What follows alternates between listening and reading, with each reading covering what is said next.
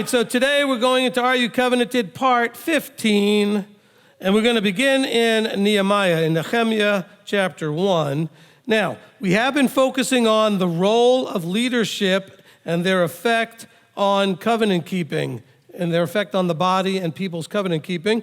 And we've seen up to this point that there's been a very powerful and clear effect. When the leadership was going in a wrong direction, so did the body.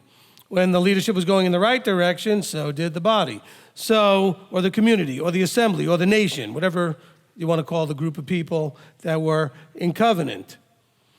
And so we see this play out. I think we're going to get a little bit more here in Nehemiah, and then we're going to switch our thinking just a little bit. So let's look at Nehemiah chapter 1 and begin in verse 1. The words of Nehemiah, son of Chalchaliah, and it came to be in the month of Kislev, in the 20th year, and that's where we're headed, right? We're almost to Kislev. In the 20th year, as I was in the citadel of Shushan, that Hanani, one of my brothers, came with men from Yehuda. And I asked them concerning the Yehudim who had escaped, who had survived the captivity, and concerning Yerushalayim. And they said to me, the remnant who are left of the captivity in the province are there in great evil and reproach. And the wall of Yerushalayim is broken down, and its gates are burned with fire. And it came to be when I heard these words that I sat down and wept and mourned for many days, and I was fasting and praying before the Elohim of the heavens. And I said, I pray, Yahweh, Elohim of the heavens, O great and awesome El, guarding the covenant and kindness with those who love you and with those guarding your commands. So let me stop right there. This is the key here. He's inquiring, he's seeing all these awful things are happening. He's going to step up in a leadership role here. He's contacting the leader of all leaders, the creator of the universe. And what does he say? He says, guarding the covenant, and then he links it to kindness. And we've seen this before, I'm going to re-emphasize it here, that the covenant is not burdensome, is not hideous, is not torturous. He's connecting it to kindness, guarding the covenant and kindness with those who love you. And so we need to understand that that's the way he sees the covenant of you do everything I say and I'll take care of you. That this is kindness. So we need to make sure that we embrace that. And notice that he's giving this covenant that he's guarding is with those who love you. This is not a covenant with just everybody. It's a covenant with those who choose to love him. And we're instructed to do that. Okay, we have that in many places, especially in the Shema and the V'ahavta. We're to love him with all of our might, strength, and being in Deuteronomy 6, 4 through 9. And so here we have a reminder of these things. He says that you are guarding, O El. He says, Yahweh, Elohim of the heavens, O great and awesome El, guarding the covenant and kindness with those who love you. And not only that, but it's only with those who are also guarding his commands. And so for all those out there that think, oh, well, so-and-so, my friend who's a believer, or my friend who's covenant, or my friend who's whatever, blah, blah, blah. If they don't guard his commands, they're not part of this equation here. This whole thing is got certain parameters linked to it. Loving him, guarding the commands. Now we're going to redo the teaching, Love and Torah. For those keeping track, that's the first teaching mentioned today. We'll see how many we mentioned. But love and Torah are almost always linked together. If you love me, guard the commands. That's one of those things that's always linked. It says that those who say they know him and guard not his commands are liars. And knowing is a relational thing in 1 John when that comes up. And so here he's linking those things. Says he's praying to Yahweh, acknowledging that he's great and awesome, and that he guards the covenant with kindness and of kindness. But he does it with those who love him and those guarding his commands. And also knowing that there are people out there that are not doing this, and Nehemiah is going to be a part of trying to get people to refocus. That's the leadership role. He says, please let your ear be attentive and your eyes open to hear the prayer of your servant, which I am praying before you now day and night for the children of Israel, your servants. That was part of the covenant, that we would be serving him. Go back to Deuteronomy 10:12. It says, and now Israel, what does Yahweh expect of us? But to fear him, to walk in all his ways, to love him, to serve him. That's what he expects of us. To fear him. Without the fear, we wouldn't want a covenant. Without the fear, awe and respect, reverence, we wouldn't want to do any of these things. And then we walk in his ways, because that's the covenant. You do what I say, I take care of everything else. That's this Exodus 19 covenant. And then through that, we realize how much he loves us, and we love him because we're responding to his love, and then our desire is to serve him. So he's reminding Yahweh, and he's also speaking about the children, that the children of Israel are supposed to be his servants. He's praying for, day and night, night and day, the children of Israel, your servants, and confess the sins of the children of Israel, which we have sinned against you. Both my father's house and I have sinned. So this is called what? Repentance, teshuvah. He's doing this confession of sin. Now, he's not just confessing sin for no purpose. He's confessing sin with the desire to now set things straight. We have acted very corruptly, verse 7, against you, and have not guarded the commands, nor the laws, nor the right rulings which you commanded your servant Moshe. Please remember the word that you commanded your servant Moshe, saying, now he's going to bring back that prophecy. Moses was given a prophecy, and remember how much every time we read that, we think how absurd, how weird. This poor people is about to cross the Jordan. They're all excited. Their all intentions are good, and he's prophesying and telling Moses. And when they screw this up, and when they mess this all up and don't obey, this is what he's reminding him. He said, please remember the word you gave Moses says, if you trespass, I shall scatter you among the peoples. Okay, so that was true and it was already happening here. He says, but if you shall turn back to me and guard my commands and do them, though you were cast out to the ends of the earth, I shall gather them from there and bring them back to this place which I've chosen to make my name dwell there. So he's bringing back to Yahweh's attention. Of course, Yahweh didn't need him to do this, but he's showing Yahweh that he was aware of the prophecy. And so, when you want to do name it, claim it, it's best to name it, claim it something Yahweh actually said. So here Nehemiah is recognizing they are scattered. They have trespassed the laws, the commands, the right rulings. They have been disobedient. They've acted corruptly. And now he's going to make, as a leader, a group repentance on behalf of the body and say, but remember what you promised. You promised that if we were to do this, now I'm guessing Nehemiah's intention is to get the people to do this. So he's saying, hey, I want to remind you, you said if we do this, you would bring us back. I'm going to make my effort to make sure we're doing this. I just wanted to hope and pray that you would then keep your side of it, knowing you would, to bring us back. But notice that it also includes in here, in verse 9, it's not just guarding the commands, but he wants to remind everybody that guarding them means doing them. Okay?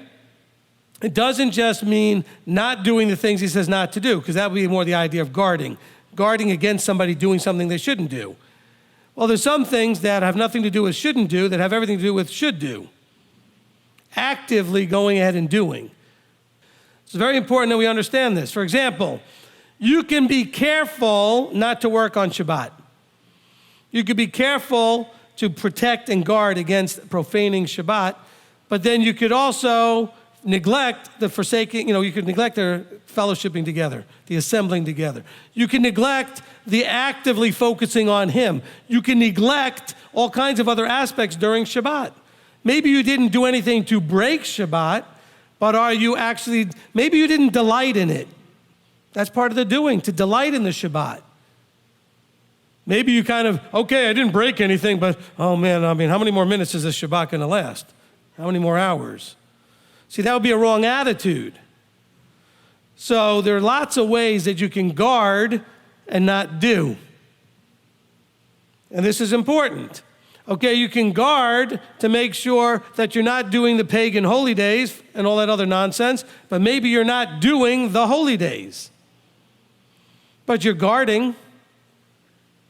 So let's be understanding that it says, but if you shall turn back to me and guard my commands and do them, that's the quote, though you were cast out to the ends of the heavens, I shall gather them from there and bring them to the place which I have chosen. So let's understand the parameters here. In verse 10, and they are your servants and your people whom you have redeemed by your great power and by your strong hand. O Yahweh, I pray, please let your ear be attentive to the prayer of your servant and to the prayer of your servants who delight to fear your name, your authority, and let your servant prosper this day, I pray, and grant him compassion in the presence of this man, for I was a cupbearer to the sovereign. So, because he's planning to talk to the king. Okay, he's planning to talk to the king. Now, here we see the idea of covenant. Now, what he's quoting here in these verses 8 and 9 is from Deuteronomy 30. So we can turn there just to read that, just to see the quote in Deuteronomy 30. And it's verses 1 through 8. And it shall be when all these words come upon you, the blessing and the curse which I have set before you, and you shall bring them back to your heart among all the Gentiles where Yahweh your Elohim drives you. Well, here's the second teaching mentioned, the heart of the matter. The heart's the issue. He says it's not just bringing them back to your brain, to your remembrance of your memory here, so you're thinking about it, but it has to be brought back to your heart. So when these things are brought back to your heart among all the Gentiles where you're scattered or driven, and you shall turn back to Yahweh your Elohim and obey his voice, that's the covenant, according to all that I command you today, with all your heart, with all your being, and with all your, you and all your children, then Yahweh your Elohim shall turn back your captivity and shall have compassion on you, and shall turn back and gather you from all the peoples where Yahweh your Elohim has scattered you. If any of you are driven out from the farthest parts under the heavens, from there Yahweh your Elohim does gather you, and from there he does take you. So you can see that NEHEMIAH didn't quote this word for word, but he quoted it and paraphrased it in his own words. He says, and Yahweh your Elohim shall bring you to the land which your fathers possessed, and you shall possess it. And he shall do good to you and increase you more than your fathers. And Yahweh your Elohim shall circumcise your heart and the heart of your seed, to love Yahweh your Elohim with all your heart, with all your being, so that you might live. And Yahweh your Elohim shall put all these curses on your enemies and on those who hate you, who persecuted you. And you shall turn back and obey the voice of Yahweh and do all his commands as I command you today. That's what NEHEMIAH is talking about right there. That's what he's talking about. And notice that the heart is at issue. The reason they did corruptly, the reason they did all the things they did is because their heart wasn't right. Their heart wasn't right. So you do want to listen to that heart of the matter teaching over and over again. But it's 64 parts. I get that. But it's the real problem. You want to spend all your time. You're going to still listen to 64 teachings or 64 things anyway. You might as well listen to the one that's dealing with the biggest problem, your heart. So why not go ahead and do that? Because that is the problem. And he says it very clearly in his own words. When you get your heart right and turn back to me, then I'll go ahead and get you taken care of and bring you back to the land. But we got to get our hearts right. And so again, you can see this is a leadership thing. The people were going in this corrupt direction. It was going to take someone like NEHEMIAH to step up in a leadership role and say, this has got to change. We've got to stop going in this wrong direction, turn around, and do things right. Now, you don't see the people spontaneously figuring this out. It's with leadership's help and leadership's guidance. Let's go now to Psalms. We're going to spend the rest of today in the Psalms. Tehillim 25, Psalm 25. You're going to read a bunch of verses here. Now, what we're going to see a lot in the Psalms, I'm going to read a lot of verses and stuff that you may be like, oh, yeah, well, blah, blah, blah. It's in your Bible. It was inspired by the Creator to be in your Bible. Never, ever be like, oh, blah, blah, blah. I know sometimes we can do that because we're not doing it because we don't like what's written. We're doing it because, yeah, I've heard that before 5 million times. Well, Yahweh said it. You're going to read a lot of stuff in the Psalms that Yahweh said here. He said it in the prophets. He said it when it happened in Exodus or in Deuteronomy. He repeats himself a lot, doesn't he? And so we shouldn't be like, oh, yeah, blah, blah, blah. Guard your heart against that. We're going to read a lot of verses here in the Psalms because in the Psalms, he starts to work on our heart by reminding us that covenant is linked to, let me rephrase that. Our focus, our ability, our commitment to keep covenant is often linked to how much we remember what he's done. Reminding us of how awesome he is, how much mercy he's shown us, all the miracles he did, and we have all of those examples. And you're going to see that through the Psalms, that the psalmist is going to be reminding the linkage of covenant to all of what Yahweh has done and has promised to do. And so we're going to go through that quite a bit here, starting in Psalm 25. And we're going to begin in verse 8. Good and straight is Yahweh, therefore he teaches sinners in the way. He guides the meek ones in right ruling, and he teaches the meek ones his way. All the paths of Yahweh are kindness and truth. Chesed ve'emet. Kindness and truth. Now, understand how this is starting out. We are trying to get our mind wrapped around the right focus. Yahweh is good. Yahweh is straight. All his paths are kindness and truth. Not all paths, all his paths are kindness and truth. And he does what? He teaches sinners in the way. Aren't we all sinners? And so he teaches us. If we're going to be meek, humble, and ready to receive. He teaches those that are meek. Meek, I've talked about having an idea of a quiet strength, but it also has the idea of being able to receive, being correctable, being instructable. And that's really important here. Because he says, all the paths of Yahweh are kindness and truth to who? To those who guard his covenant and his witness. If you're going to guard his covenant and his witness, all those paths connected to his covenant and his witness are chesed ve'emet. Chesed ve'emet. Kindness and truth. This is very important that we embrace this and understand.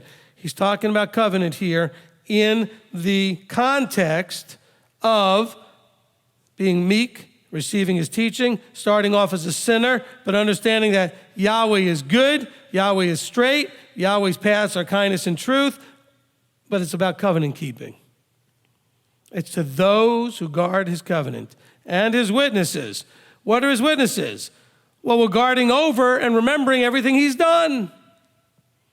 All those things are witnesses to how great and mighty he is. That actually they're witnesses to just him being that he exists. These things witness that he exists. Witnesses to who he is and what he's doing and who he's doing it with. What his plans are, what his purposes are. He tells us the end from the beginning. Verse 11, for your name's sake, O Yahweh, you shall pardon my crookedness, though it is great. See, he pardons our crookedness for his sake, not for your sake.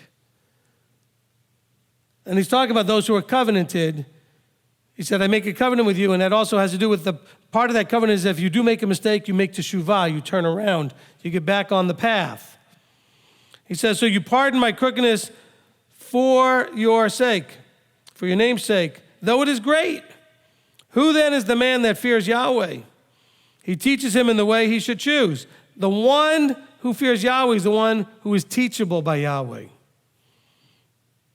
Be careful with the punctuation some Bibles put in there. It doesn't always fit in appropriately. He says, who then is the man that fears Yahweh? The one that he teaches in the way he should choose. Because if you don't fear him, you're not going to be teachable by him. You're not even going to be seeking him. You're not fearing him. You don't have awe and reverence and kind of a fear that comes from a fear of disappointing. So then why would you be teachable if you weren't in that place in your heart and in your mind? He says, his life dwells in good, and his seed inherits the earth. This is the man that fears Yahweh. The secret of Yahweh is with those who fear him, and he makes his covenant known to them. Okay, so we talked about this verse in the teaching, the fear of Yahweh. The fear of Yahweh is with those who, the secret of Yahweh is with those who fear him. You want to understand his secrets? You have to be fearing him. He reveals these things to those who fear him. And by the way, he doesn't necessarily reveal it to you directly. He reveals it by leading you through a process of finding anointed, appointed leadership and teachers. He reveals these things to you.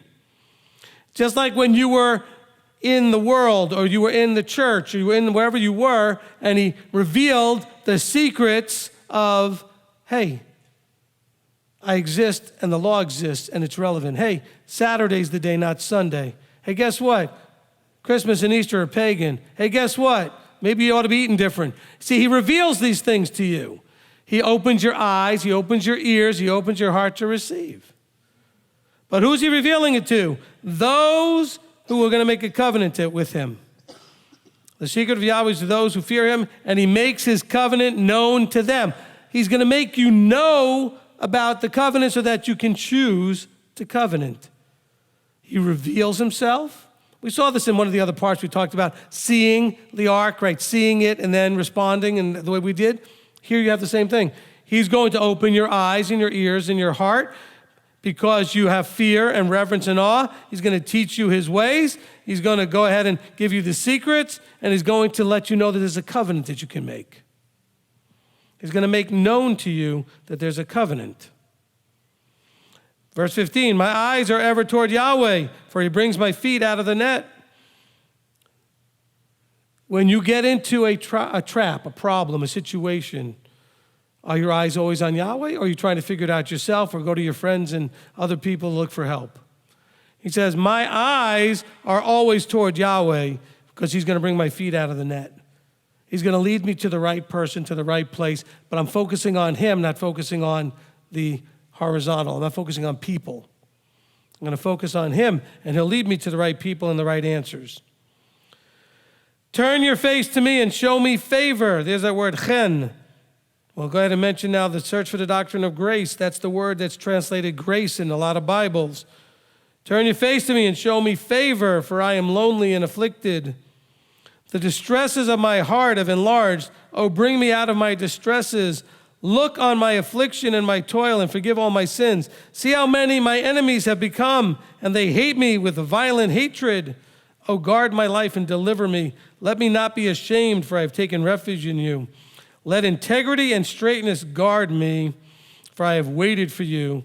Redeem Yisrael, O Elohim, out of all his distresses. So let's kind of wrap this up a little bit here. Let's kind of break this down and then wrap it up. He says, look on my affliction. I've got all these enemies. I've got all this distress. All this hate and violent hatred is toward me. Guard my life, deliver me. And then he says something interesting. He says, let me not be ashamed. You're going to have to stand up and declare who you are and who you serve while you're in the midst of facing people that are hating you for what you believe and what you serve, what you believe and who you serve. So don't be ashamed. There's another teaching, let me not be ashamed. Keep that in line. We can see if we set a record today. We'll name all the teachings. Let me not be ashamed. In other words, don't be embarrassed to put on your seat. Don't be embarrassed to tell your bosses, I'm sorry, but I can't work. You know, we had a little point during the prayer time where one of the members here said that I work at a fast food place. The fast food place wanted everybody to wear, seasonal shirts that were Christmas related. And I said, I can't do that. And stood up for it without shame. And you know what? They gave her a different shirt to wear. But you have to stand up. Oh, but what if they had fired her? Well, they might have. They could have. They could have said, nope, you have to do it. If you don't do it, you're fired. Many places would do that.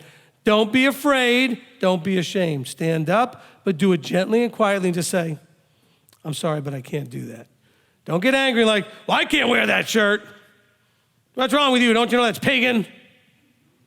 No, just say, hopefully at that point you've already talked a little bit about your beliefs with your employers to know that you can't do certain things on Saturday or on holy days, etc. Say, look, this is one of those things I just can't do. Okay?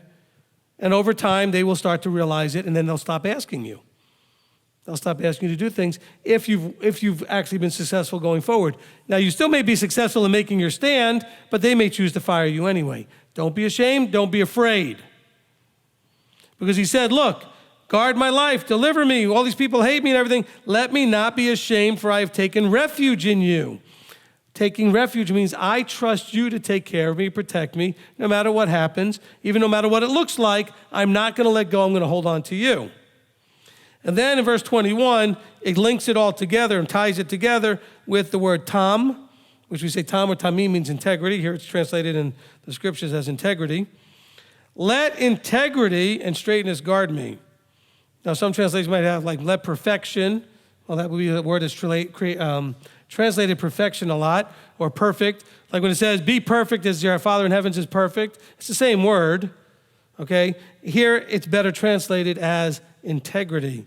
So, when you stand up and you have no shame about defending where you are and saying, I can't do this. I hate to quote Balaam, but you should be able to say, I'm sorry, but I cannot go beyond what Yahweh has told me. As bad a guy as Balaam ended up being, at least at one time he said, I cannot go beyond the word of Yahweh. That's something you should be able to say if you have to. If someone says, but I need you to do this. And you say, I appreciate that, I understand, but I cannot go beyond the word of my Creator. And the way I understand it, He doesn't want me doing this stuff. Have integrity and straightness, and let that be what guards you. Let integrity and straightness guard me, for I have waited for you. That's the other part of it. Go back to understanding that you must wait on Him. Be still and see the integrity, see the deliverance, see that Yahweh is, He keeps His word. Wait on Him. See, that was part of the fear of Yahweh teaching. We went to Israel at the sea before it parted. They didn't know it was going to part. You did. You've already seen the movie, read the story, and everything else. And they were really afraid. And He said, stop being afraid. Wait on Yahweh. Be still. So that hopefully all ties together here. And you can see how it's linked to covenant. Because He brought that together in verse 10 and in verse 14. In verse 10, He talks about how all the paths of Yahweh are kindness and truth to those who guard His covenant. And in verse 14, He says, the secrets of Yahweh is with those who fear Him, and He makes a covenant known to them. He makes the covenant known to them. But this is all about knowing who you're dealing with and coming into a proper relationship with the one that you're dealing with. That's where it all comes down to, is that relational stuff. Okay, let's go to Psalm 78. Tehillim, Psalm 78. Really, it should be Mizmor 78. It's the word for Psalm. Okay? And we're going to read a big chunk of this one, so hopefully we'll get this done. It might take the whole rest of the teaching here. We're going to begin in verse 1 in Psalm 78. My people, give ear to my Torah. Incline your ears to the words of my mouth. I open my mouth in a parable. I utter riddles of old, which we have heard and known, for our fathers have related them to us. Okay, so starting off, he says, look, give ear, listen, pay attention to the Torah. Very important. Incline your ears to the words of my mouth. This goes back to, this is covenantal language. I'm going to speak, you need to listen. He said, we're going to listen to, he says, I open my mouth in parables and utter riddles of old. So he speaks in parables. We have that in many places where he says, I speak in parables, but I make them known to my people, to my children. Riddles of old. He said, for our fathers have related them to us. We've heard and we have known, so we've understood them. Verse 4, we do not hide them from their children, relating to the generation to come the praises of Yahweh and His strength and His wonders which He has done. For He raised a witness in Yaakov and set a Torah in Israel, which He commanded our fathers to teach them to their children. So here's the process. He says, look, pay attention to the Torah, the instruction. He says, now again, the word Torah doesn't have to be there per se. Pay attention to my instructions, my teachings. Incline your ears to it. We need to know the things from ancient times, the ancient paths. And they're supposed to be passed from generation to generation with understanding. The problem is, we get to the New Testament and we read verses like, our fathers have inherited lies. We've been given strong delusion. Apparently, we dropped the ball somewhere in the past in passing things down from generation to generation. Thankfully, we have it written down, though, so we can see all these things and have it available for us. Continuing, he says, he raised a witness in Yaakov instead of Torah in Israel. Now, of course, Yaakov and Israel are synonymous here. He likes to use these things poetically to say the same thing. But he's telling you that the role of Yaakov, of Israel, is to be a witness and to bear his Torah, to walk out the Torah. He set the Torah in Israel, which he commanded our fathers to teach to our children. So the children were supposed to be taught about witnessing. I don't mean witnessing like in a Christian way. I'm about being the witness of being that city placed up on the hill, the light to the world. By walking this out and sharing that witness. By when people ask, you're prepared to give an answer. Not for you to go and knock on the door and cause them to ask questions, but when they do ask, you're ready. And you can give witness. Okay, we heard a little bit of that during the prayer time, how Nate's had that happen at work, where people have asked questions and he shared some information, and some of them went and looked it up and said, okay, that sort of makes sense. Now, he's not pestering them, they're coming and asking him. And so that's what you need to be ready for. He says, verse 6, all of this is so that it might be known to a generation to come, to children who would be born, to rise up and relate them to their children. And so there's forethought here, eventually leading to us. That there would be at some point a generation that would be to come. Children would be born to rise up and relate to their children. Now, the word them there is in italics, so the word doesn't actually exist in the Hebrew there, but to rise up and relate to their children. It's interesting how that, if you take the word them out, that's an interesting different problem. Parents or a generation relating to their children and having the children relate to them. What are we told is sort of the Elijah thing, turning the hearts of the fathers to the children to the fathers. Fathers to the children. This is the same kind of thing going on here. Relating.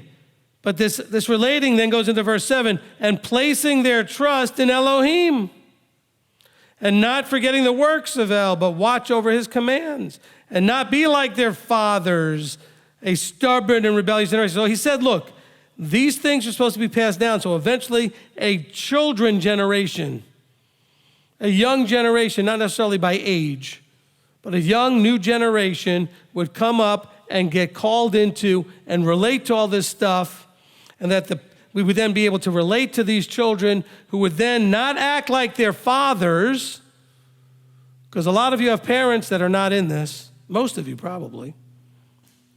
He says, not to be like their fathers, stubborn and rebellious, a generation which did not prepare its heart, whose spirit was not steadfast in El. There's more heart of the matter issues. You have to prepare your heart for this. How do you prepare your heart for this? Well, how about cleaning house and getting all the junk out of it first? Getting all those things that you want, you desire, you crave out of it so that you can desire and crave all the right things. A generation which did not prepare its heart, whose spirit was not steadfast to El. Now, when we say spirit there, we're talking about the spirit in man. The spirit in man, or the heart of man, is what? At enmity, at odds with Yahweh's. It's desperately sick, wicked, who can trust it, who can know it? He said that spirit in man was not steadfast towards El. You've got to get control over your spirit, to guide it and focus it, to be in line with, to harmonize with the spirit of the Ruach, spirit of Elohim, the Ruach HaKodesh. The children of Ephraim, armed bowmen, turned back in the day of battle. They did not guard the covenant of Elohim. They refused to walk in his Torah. They forgot his deeds and his wonders which he had shown them. He did wonders in the sights of their fathers in the land of Mitzrayim, in the field of Zoan. He split the sea and caused them to pass through. He made the waters stand up like a heap. He led them with a cloud by day and all night with the light of fire. He split the rocks in the wilderness and made them drink as from great depths, and brought forth streams from the rock and caused waters to come down as rivers. Yet they sinned still more against him, to rebel against the Most High in the desert. And they tried El in their heart by asking food according to their desire. And they spoke against Elohim. They said, is El able to set a table in the wilderness? Look, he struck the rock so that the waters gushed out and the streams overflowed. Is he able to give bread also? Would he provide meat for his people? I want us to look for ourselves in this. Because one of the words that comes to my mind is, you spoiled little... How can you have experienced all that and it's not enough? See, this is why during the Passover meal, singing the song Dayenu is actually so important. Because Dayenu means it would have been sufficient, it would have been enough. And the song goes through if he had brought us out of Egypt and not done anything else, it would have been enough, Dayenu. If he had brought us out of Egypt and then brought us through the wilderness and through the sea, that would have been enough. If he brought us through the sea and not brought us to Mount Sinai, it would have been enough. If he brought us to Sinai and not given us the Torah, it would have been enough. If he gave us the Torah and not brought us to the land, it would have been enough. But we're never satisfied. And so can we actually say Dayenu in our lives? Can we say, I am satisfied? You know, we go through the Deuteronomy 8, when we finish eating, we go, have you eaten are you satisfied thing? Because we should be satisfied and appreciate who gives us all these things. I mean, they could have still been slaves in Egypt. They could have been. One of the things that the Jewish tradition in their book called the Haggadah, which they use to go through the ceremony of the Passover meal, is that when the children ask what's going on, they say, this is what the Creator did for me when I came out of Egypt, and had he not done so, we would still be slaves today. That's an acknowledgement of saying, this is what he did for me. You've got your own testimony. You've got your own miracles, your own signs, your own witnesses to the things that he's done in your life.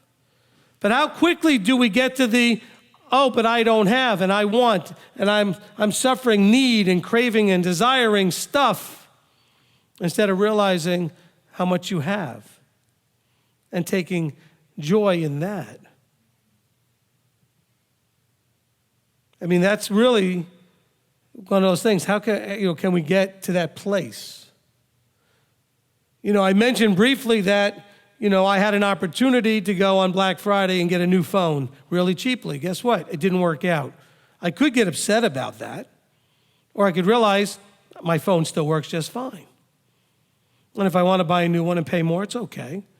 Why should I get upset about that, though?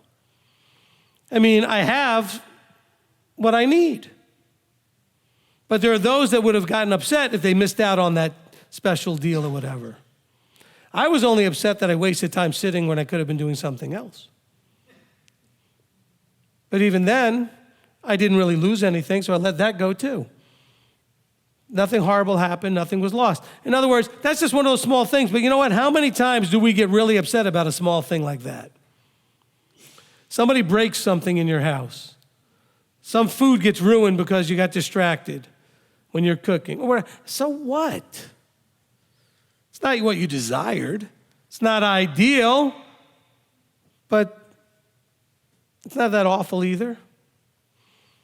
I remember watching a motivational speaker one time, and he was talking on a week-long event where he had millionaires basically there. And he was asking them about some of their struggles with feeling successful. And he asked one guy, and he said, well, what do you need to be in your life so that you would feel successful? Well, I've got to own this many businesses and have this much in the bank and have this much. He had this long list of things. And the instructor was like, well, no wonder you have trouble feeling successful. You set up these really hard rules, And he asked the next guy, and he said, what do you need to feel successful? And he said, every day above ground is successful. Guess what? He feels successful every day. Every day I wake up is successful. He doesn't have any hard rules to feel successful. Some of you fall into this trap. You won't feel happy or joy or successful or whatever it is, satisfied, until your little list gets met. And so you're miserable, and you're frustrated, and you're depressed, and you are dealing with anxiety because you can't find that place. This is what these Psalms are about. Can you get to that place of saying, I am so blessed in my life right now? Oh, I'm broke, and my car doesn't work, and I might have just lost my job, and I don't know what I'm going to do tomorrow, but I'm blessed. I'm blessed. And I know my Creator, if I stand in that integrity of my belief and my confidence and wait on Him, will provide all those things. And you know why I know that? Because He's done it before. And most of you have been in this thing long enough, you've lived life long enough that this is not your first rodeo, so to speak. You've been through that hard place, and He's provided from that hard place. None of you ended up either diseased or in jail or dead from those things that came up. Now, some of you gave really good testimony. There was one good testimony that I want to just mention indirectly from Thanksgiving, and I know this person maintained a really good attitude through the whole thing.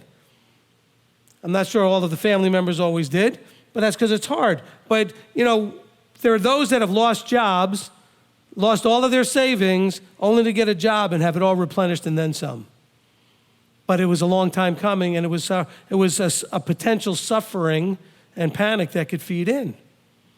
I don't know what everybody did in the family, so I'm not saying anybody did or didn't, but I just know that that's one of those things that if you can hold through, that's why we have the book of Job. Everything was taken away from him, but he was given everything double later. But what did Job do? He stood steadfast and trusting that somehow this was going to make sense, that Yahweh was going to make it make sense. But now that you've been through that, and the person knows who I'm talking about who went through that, there's no way that it'll be any harder if it ever happened again because you've seen it happen. And those who've heard that testimony say, oh, if it happened for him, it could happen for me. And all of you have those testimonies. Hey, hang in there. Yah will provide. This is my testimony. Because as far as I know, not very many of you were out on the street. And some of you that have been on the street are no longer on the street. Because some of you have been. He does provide. Some of you, like myself, I was single a long time. Yah eventually provided. Some of you have been single longer than I was single. Yah has provided or will provide. Maybe He's going to provide you with the shalom knowing that single is fine. But we have to learn, this is like what Paul said, to be whatever state I'm in, to be okay, to be satisfied in whatever state I'm in. That's a lot of what's going on here in this psalm. This is about covenant. What is the covenant? If you do what I say, I will take care of everything else. But that doesn't mean that you'll never have that moment where you feel like, how am I going to make it now? Because you see throughout the book, there's tons of that, where the people face, oh, wow, how are we going to get past this? How is this going to work out okay somehow? We always use that example being at the sea. There's no way they were thinking, well, if you just go ahead and part that sea already, we can get on with this. They weren't thinking that. There's no way. You're thinking it because we know what happened. But if you ever could imagine reading that for the first time, or just go find someone who's never heard that story, have them read it for the first time, and ask them, what do you think's going to happen? There's no way they're going to come up with, well, God's going to create a wind that's going to blow and separate the sea, and they're going to walk through on dry land. There's no way they come up with that. Yah's going to come up with answers there's no way you're going to come up with. But that's part of His covenant. If you're going to covenant, He says, I will take care of you. Now, He didn't say at what level of caring. He didn't say you're all going to be in palaces and living like kings and have gold flowing out of your belly buttons. He did say you will have what you need. I will take care of your needs. Of course, we have what I've talked about many times. What do we have? We have a terrible needs, wants, disconnect.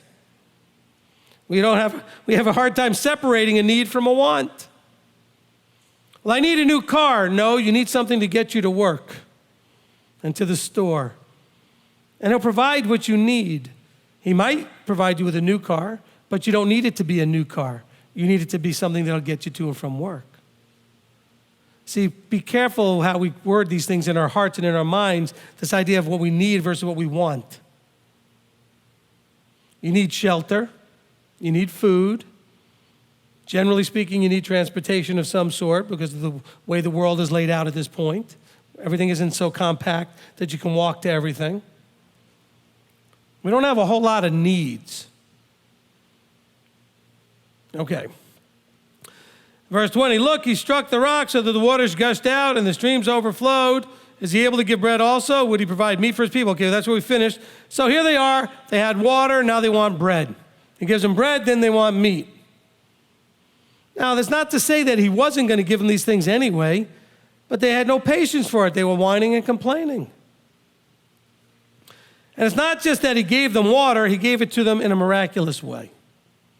He took bitter waters and turned them sweet. He gave them water out of a stony rock, gushing out.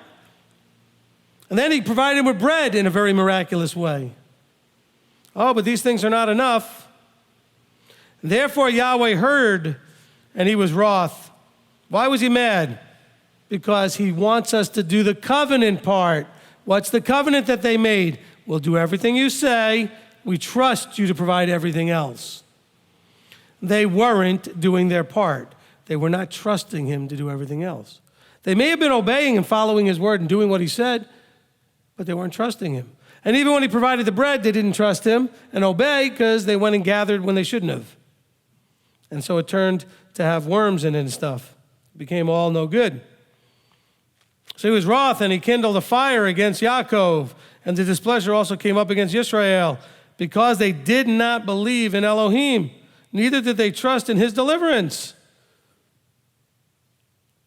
They didn't believe in him. They didn't trust him. They probably, on some level, believed what they'd already seen and what he'd already done, but they weren't counting on it for the future. That's the trap we fall into. That's the big warning from today's message. I didn't know what it was going to be until just now, but that's the big warning. Do not get to that place where you start doubting that he will continue to do what he's already done for you. You know what he's done. That's why we're reading all these things telling you what he's done. But somehow that doesn't seem to take enough root for us to believe that he will continue to do it. And you know what? He's going to let you get what we call a pop quiz. He'll give you a pop quiz. He's going to let some things befall you that look pretty challenging, that look like you're going to suffer, and he wants to see if you're going to count on him, rely on him to provide.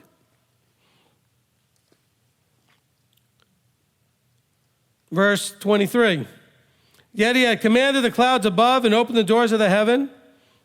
Even though he was mad, even though he's disappointed, he rained down manna on them to eat, and he gave them the grain of the heavens. Men ate bread of the mighty.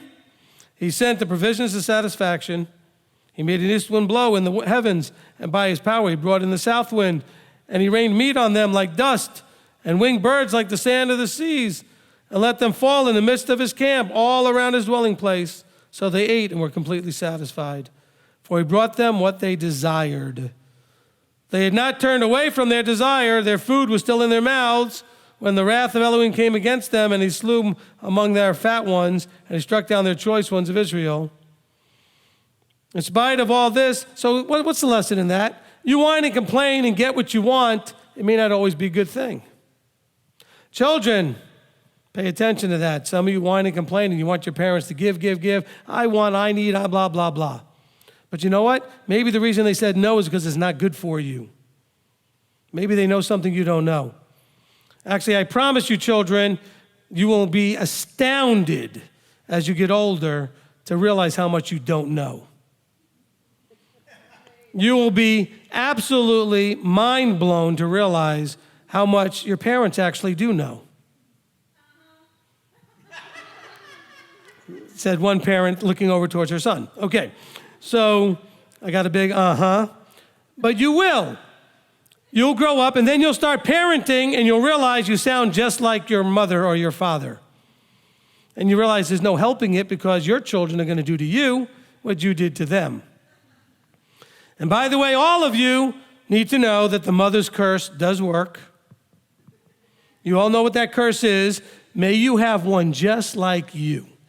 Any mom ever said that? Oh, yeah. I hope you have one just like you. Children, do not do this. Do not look them in the eye and in a wise guy attitude go, I hope I have two. I did that. Big mistake. Okay. Don't be a wise guy when that comes. Oh, yeah, well, I hope I got all my kids are just like me. Don't ask that. Bad idea. All right? One day, if you ever meet my mother, you can ask her if I did call her when my children were 2 and 3, and the first words I said was to my mother, I said, I'm sorry. She goes, what are you sorry for? Everything. What do you mean? Just everything I ever did. Why? That cursed thing, can you take it away? And then all she did was that. She laughed her head off. She goes, oh, no, this is going to be fun. I'm going to watch. She got some popcorn out so she could watch. Okay. All right?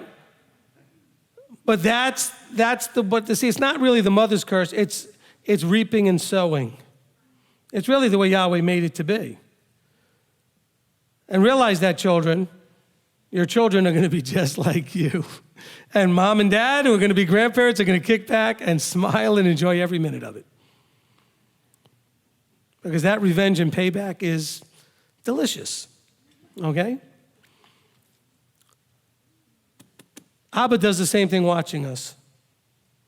We reap what we sow, but he doesn't want us to be foolish and get hurt. He wants us to learn the lessons and avoid all that. So part of the lesson is that we have to realize just how much we don't know. Just how ignorant, stupid, foolish, unwise. You put the word in you want. We're just plain dumb as dirt. In the areas where we think we know better than everybody, we're just dumb as dirt. And so in life, even as adults, we should be going through the process of recognizing how much we still don't know. Remember the game we play often, the Have You Ever Been Wrong game? Remember that game. We've all been wrong, and we've all been wrong about things that we knew, and we were still wrong. And how embarrassing was it when you realized you were wrong? Because usually you got in somebody's face, probably your spouse or another family member or a coworker or something, and you were so adamant only to have egg on your face, so to speak, because you were wrong. And so that should bring us a lot of humility and a lot more reluctance to be pull those words back in our mouths before they come flying out. Because they don't taste real good when you have to eat them. Okay? Because they did not believe in Elohim, nor did they trust in his deliverance. That's our problem. Even though the signs and wonders have been done in our lives and we read the books and we've seen all these things, yet he commanded the clouds above and opened the doors of heaven and he rained down the bread on them. He gave them everything to satisfaction. Let me skip forward back to where I finished here. Let's see, verse 30. They had not turned away from their desire. The food was still in their mouths, and the wrath of Elohim came against them, and he slew them, the fat ones, those that were all like, oh, finally, I got what I wanted. Be careful with that. So he ended their days in a breath and their years in trouble. Let me go back to 32, actually. In spite of all this, they still sinned, and they did not believe in his wonders. How stubborn are we? How stubborn are we? So he entered their days in a breath and their years in trouble. When he slew them, then they sought him. At the end, finally, they're seeking him, and they returned and did earnestly seek Elohim. And they remembered that Elohim was their rock and the Most High El, their Redeemer. But they flattered him with their mouth, and they lied to him with their tongue, for their heart was not steadfast with him, and they were not true to his covenant. You see that happens a couple of places here. The idea of being steadfast and having integrity. We read that in the other psalm, having that integrity. They were not steadfast with him, and they were not true to the covenant. What part weren't they true to? Probably both to some degree. They weren't doing what he said, and they weren't trusting and believing in him for the provision. 38, but he, the compassionate one, pardoned crookedness. He did not destroy them, and many a time he turned his displeasure away and did not stir up all his wrath. For he remembered that they were but flesh, a passing breath that does not return. How often they rebelled against him in the wilderness and grieved him in the desert. And again they tried El and provoked the set-apart one of Israel. They did not remember his hand the day when he redeemed them from the adversary, how he worked his signs in Mitzrayim and his wonders in the field and so on. And he turned their rivers into blood, and they could not drink the streams. And he sent among them swarms of flies which devoured them, and frogs which destroyed them. He gave their crops to the caterpillar and their labor to the locust. He destroyed their vines with hail and their sycamore trees with frost, and gave their beasts over to the hail, their livestock to bolts of fire. He sent on them the burning of his displeasure, wrath and rage and distress, a deputation of messengers of evils. He made a path for his displeasure. He did not spare their being from death. He gave their life over to the plague. And he smote all their firstborn in Mitzrayim, the first fruits of strength in the tents of Ham, and then made his own people go forth like sheep, and led them in the wilderness like a flock, and led them on safely, and they did not fear. I'll stop right there. So what do you see happening here? He's reminding them, he said he had compassion on them, even though they did all these things. And because remember, they had messed up just to end up as slaves in Egypt. We don't have the whole story, but they did. And so he remembered them. He remembered that they were just little children. Sometimes we get so mad at our children when they get older and forget that they're still children. Even though how we would have thought of them when they were 3 and 4 and 5, differently than when they're 14, 15, and 16. But they're still children. They still don't know what they're doing. They just think they know what they're doing more than they did when they were 3 and 4 and 5.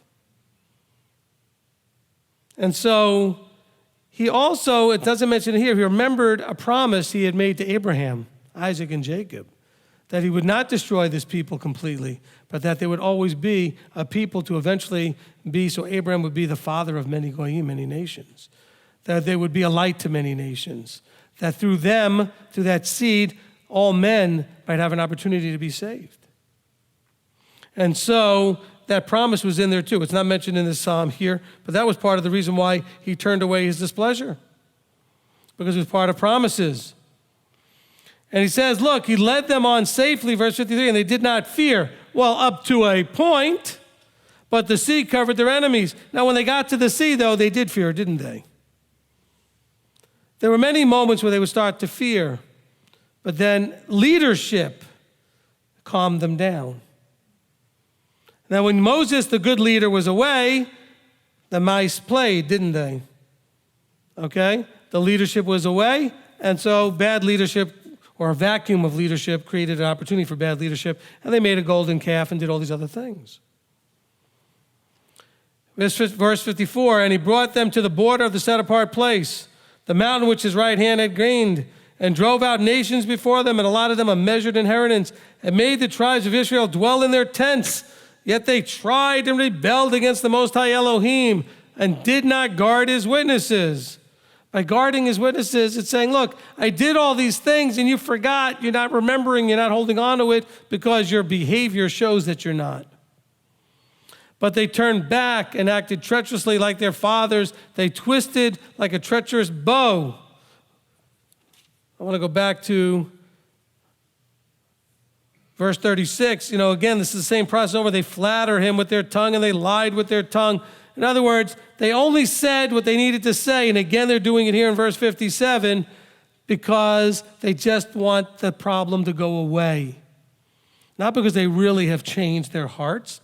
Not because they really have made teshuvah or fully repented. They just want the issue to be solved. So they're going to say whatever they have to say to make it work.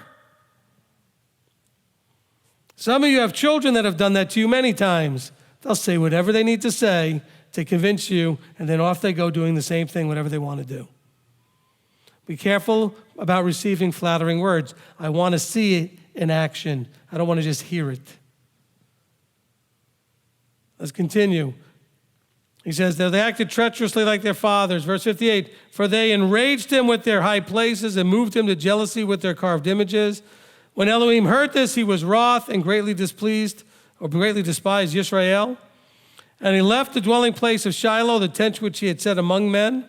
And he gave his strength into captivity and his comeliness into the hand of the adversary, and gave his people over to the sword, and he was wroth with his inheritance. His young men were consumed by fire, and his maidens were not praised. His priests fell by the sword, and their widows could not weep. Then Yahweh awoke as one asleep, as a mighty man with shouts because of wine. And he smote his adversaries backwards and put them to an everlasting reproach. Then he rejected the tent of Joseph and did not choose the tribe of Ephraim, but chose the tribe of Yehudah, Mount Zion, which he loved. And he built his set-apart place like the heights, like the earth he founded it forever. So you see what's going on here is that they're not paying attention. They're not keeping it as frontlets before their eyes. They're not remembering who they're dealing with and what he's done already for them and in history to our ancestors. And so ultimately, the inheritance went to Joseph, and through Joseph to Ephraim. And he says he had to reject them and scatter them and choose Yehudah. And he chose David, his servant, and he took him from the sheepfolds. And he brought him in from tending the sheep, from tending the ewes, to shepherd Yaakov, his people, and Israel, his inheritance. So notice that he mentions all of Israel here, not just Judah. That David is to shepherd all Israel. And he shepherded them according to the integrity of his heart and led them by the skill of his hands. So we see, again, leadership being brought in here. So when I said we were done looking at leadership and covenant, I was wrong. Still, it's a leadership issue. Joseph's lineage through Ephraim had dropped the ball. And so David was then chosen. And it was told that the king would then come always from David.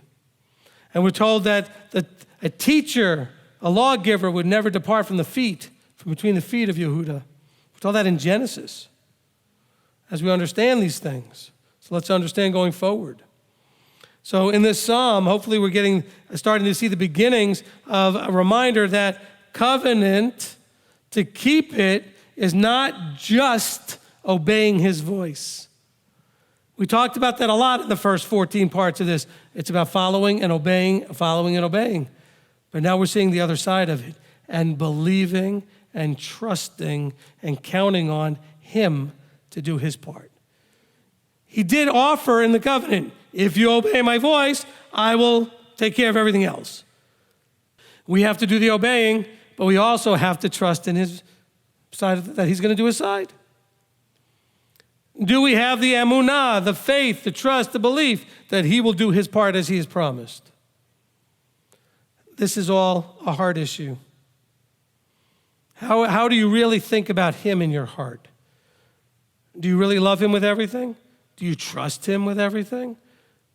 Do you panic and try to figure everything out on your own strength and other people's strength? Where are you in here in your heart? And that's what the covenant's all about. You may want to do this exercise. Maybe write down and remind yourself all the things he's done for you, that he's done for his people, that he's already promised to do in the future, and see how much you really believe it. And keep reading it and studying it and reminding yourself until you embrace it fully. Because we're going to read a lot more in the rest of the Psalms that we're going to cover here about reminders of what he has already done and reminders of what he will be doing. And we need to embrace those things. Let's pray. Father, we come before you. And Father, we so appreciate having the Psalms and having the books like NEHEMIAH, etc., all these writings to remind us of all the incredible, powerful, mighty, loving, compassionate, patient things that you've done for your people, including when you've been caustic and harsh towards them with the idea of waking them up and getting them to make teshuvah. Because even then you were being loving. Because what father who loves his son doesn't chastise and correct them, as you tell us in Deuteronomy? So Father, we come to you now appreciating the love that you have, the strength of your steadfastness and integrity to go forward always on your part, and the high expectation you have for us to keep our part. Put in us a new heart. Cause in us to see and understand how to change our hearts so that we can fully obey and fully trust you in all things. Father, that should be and is the desire of our hearts, that we would truly be focused and in shalom at the same time, that we would do what we need to do in full peace, shalom, and trust and understanding that you will do your part, and that we would walk without any fear at all. So, Father, we thank you, we praise you, and we ask all of this in the name above all names, who set all the examples we needed to see before us, Yeshua our Messiah. Amen. Amen.